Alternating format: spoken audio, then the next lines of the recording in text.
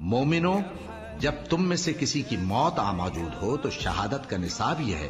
کہ وصیت کے وقت تم مسلمانوں میں سے 2 مرد عادل یعنی صاحب اعتبار گواہ ہوں،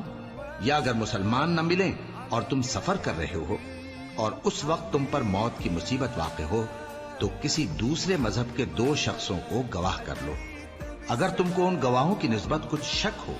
تو ان کو عصر کی نماز کے بعد کھڑا کرو اور دونوں اللہ کی قسمیں کھائیں کہ ہم شہادت کا کچھ عوض نہیں لیں گے، گو ہمارا رشتہ دار ہی ہو، اور نہ ہم اللہ کی شہادت کو چھپائیں گے۔